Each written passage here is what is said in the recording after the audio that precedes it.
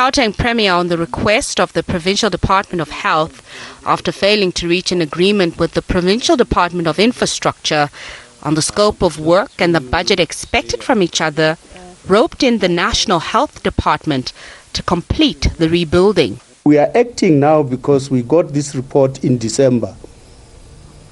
I mentioned it because its relevance is to this project was that, as I said to you, the Department of Health and the Department of Infrastructure Development could not agree on the scope of the project and the budget.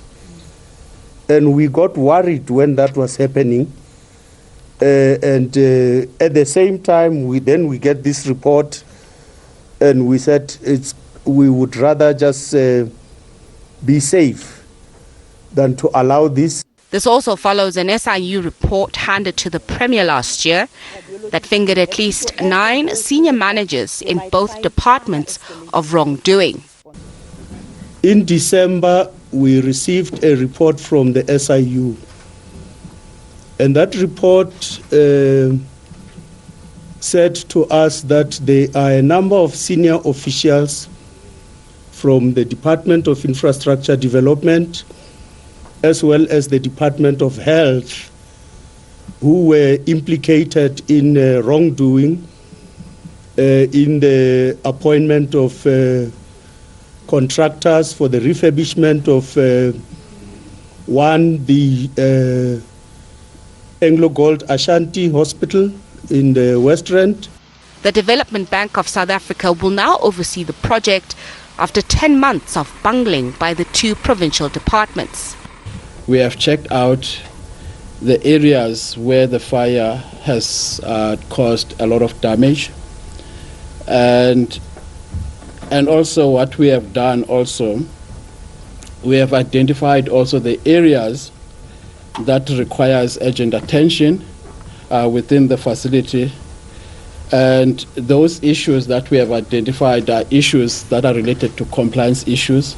The department says renovations to the remaining affected buildings are expected to be completed by 2023.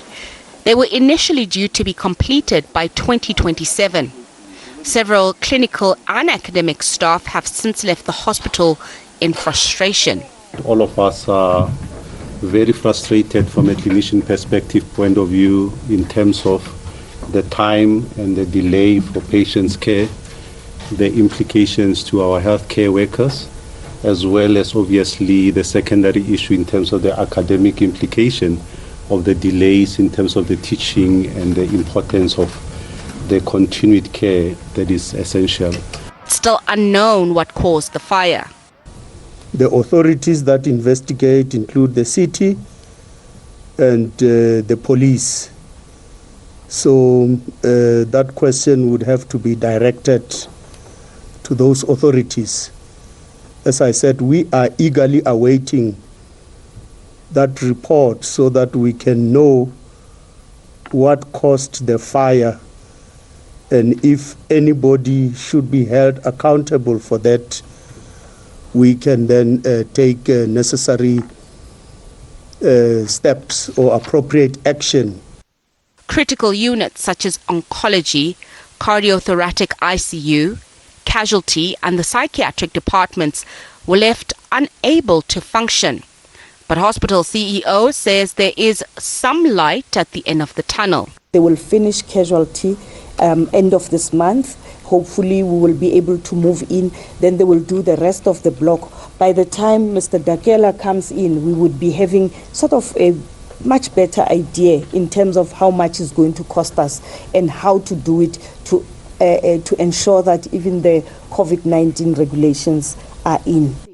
The hospital was given a generous donation of 68 million rand by the Solidarity Fund to assist in the refurbishment. Nozintombi Mia, SABC News.